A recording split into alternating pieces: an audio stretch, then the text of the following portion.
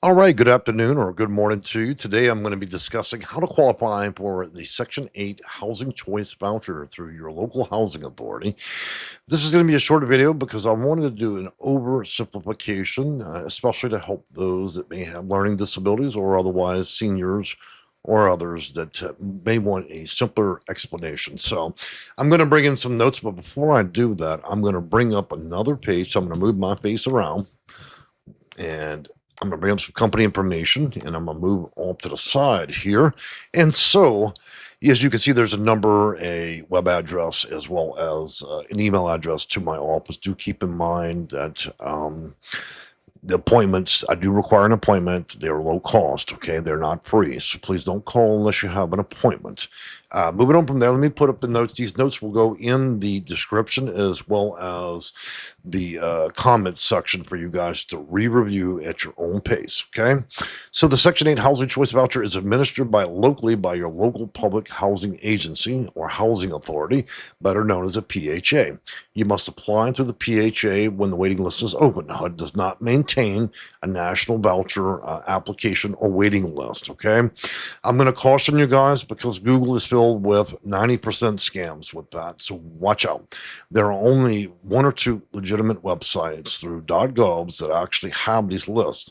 Most of these other websites that are being presented to you on Google and otherwise are absolutely a scam. These are sites that have been created to collect data, and then ultimately I've had clients even have their phones taken over. So be extraordinarily cautious. And I will put up the two links to the only known subsidiaries of the U.S. government that would allow these. Okay. So let's talk about basic eligibility. So generally, you must meet all these following requirements: income. So your household income must be within the local HUD income limit for your family size. Most new voucher admissions must be extremely low income, generally at 30% area median income.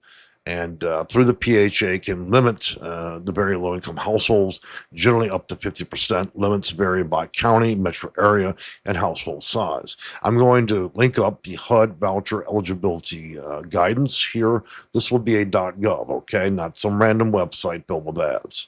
So what I'm going to tell you is, at the very basic principle of this, if you apply, you want to qualify yourself, you look at your city, and if the average income, and you can Google this, you can Google your average income for your city, and let's say the average income for Miami, Florida is $150,000, then you should presume that 30% of the area median income is what they're looking for. Simple deductive math, okay? Once you would receive the voucher, you're paying 30% of your check towards your rent. The other 70% they're going to subsidize. So let's pretend that you have 1,000 rent, okay? And so you take 30% of whatever income you receive, and that'll be your portion, and the remaining value, up to 70%, will be covered by the public housing authority or agency. So moving on next, eligible household may qualify as a family member with children or a single adult, senior, person with disabilities, veterans, and so almost any person. And income is not the only thing they will look at. I mean, clearly having disabilities, serving the country, being domestic violence survivor, even being homeless, all of these factors weigh strongly on whether you go up or down these waiting lists. And so you want to look at your eligibility guide at Title 24, Code of Federal Regulation 982.201. You can see that in that blue link I'm going to include. Now, one thing I'm going to tell you guys is, in the eligibility guide, a single person can qualify or a whole household, okay? And so it's important you read through that. Next up, since this administration has taken office at present, citizenship and eligibility of immigration status is extremely important, okay? And so applicants must be a U.S. citizen or fall within HUD's eligible non-citizen categories. These households must provide required documentation under new federal rules. These federal rules, if you want to figure out whether or not you are a green card holder or otherwise and are still qualified to be able to participate in federal programs, including Section 8 and federal housing, you can go to the link that I'm going to put up for Title 24, Code of Federal Regulation 982.201. Next up, Social Security number. The head of household must have a valid Social Security number. The PHA, meaning Public Housing Authority or Agency, will explain documentation requirements for all household members. And that can change, especially if you're from another place in the world, or whether you're a person that was born or naturalized in the US. Okay. But in most cases, they're going to want identification if you have a Social Security number, and of course, birth records. And for many more that may be from another place in the world, they're going to require some additional documentation, obviously.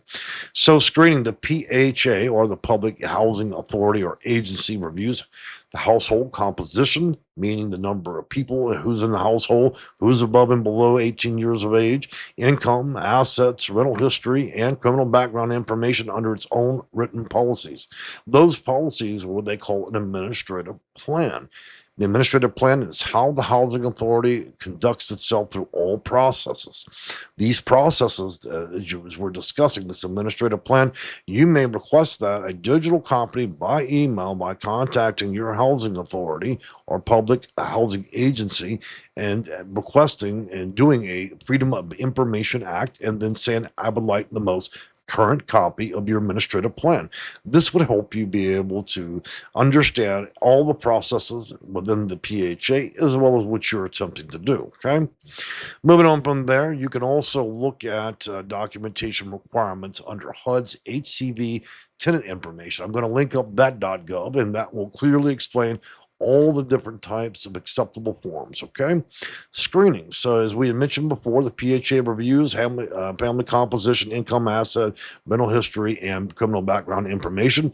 But we should be very clear. If you've been convicted as a sex offender or otherwise had some criminal case that involved methamphetamines, you may not be able to apply. You will not get anything. Okay. So just forget about it. Now, there is a 50-50 chance if you have committed a violent crime, they may not accept it. And of course, most of you that have, if you have a criminal or arrest record, typically they're looking for about 5 years space from when that happened.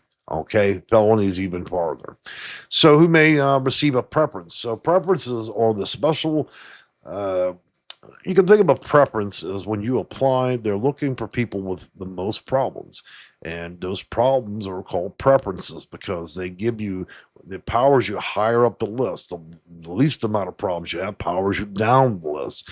So preferences are being a person that is a senior, that is disabled, homeless, a veteran, a domestic violence survivor, extreme low income, and many more.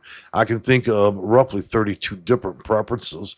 Keep in mind that every housing authority, and there are 4,600 in the country, have different preferences to match your local market. So you may want to get that administrative plan and see what their preferences are. If you have enough of those preferences built into your application, then you can find yourself in the higher consideration and get a voucher much quicker than the person that may live right next door to you. This is why sometimes it doesn't make sense why one person gets a voucher quickly and another may languish a very long time. That's because preferences do uh, they they determine the outcome and how quickly. Okay. Application steps. So the number one, finding every PHA servicing counties and cities where you were willing to live. Number two, check whether HCB waiting list is open and whether it accepts out of area applications. Applying exactly as instructed and keeping the confirmation number, login, and copy of the application. Number four, reporting all household members' income, assets as requested informally and truthfully. Number five, claim every preference you qualify and upload the supporting proof by the deadline indicated.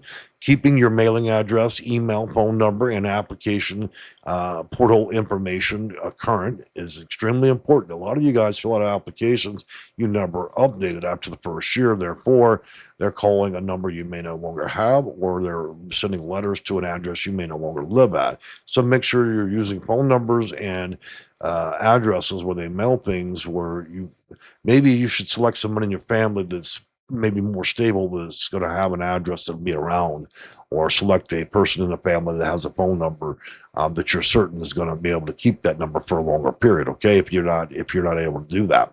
Moving on from there, when selected, attend the eligibility interview and provide documentation such as ID, Social Security cards, birth certificates, immigration documents, if applicable, benefit letters, and pay stubs, bank and asset information, and proof of any supporting evidence towards any preference. In other words, being a senior, veteran, and other things. Okay. Number 8, if approved, attend the voucher briefing and receive a voucher, which is called a request for tenancy. Locate a unit which you would like to rent, submit the request for tenancy approval, and ensure the unit will pass inspection. Well, you can't really ensure that. The landlord must. Moving on there, let's an important reality check that is a final reminder to you guys. Qualifying financially is only one step. Many lists are closed or have long waiting lists, and local policies control preferences, screening, and documentation. Apply to all open lists you're eligible for and not just one, and follow the PHA's rules carefully. For help with the PHA, you can call HUD's Public Indian Affairs and Information Resource Center at 800-955-2232. Okay. If you're looking for a private solution, you can reach out to my office. I'm very low cost and I probably can achieve the result in assisting you much quicker. But I always tell people my office should be a last option. So reach out, use all the free resources you can, do all that you can. And if you still are not able to yield a result, then it may be appropriate to look at a private solution. My name is Jay. I'm the owner of Section 8 Consulting, and I've enjoyed making this video for you today. Have a great week. Bye for now.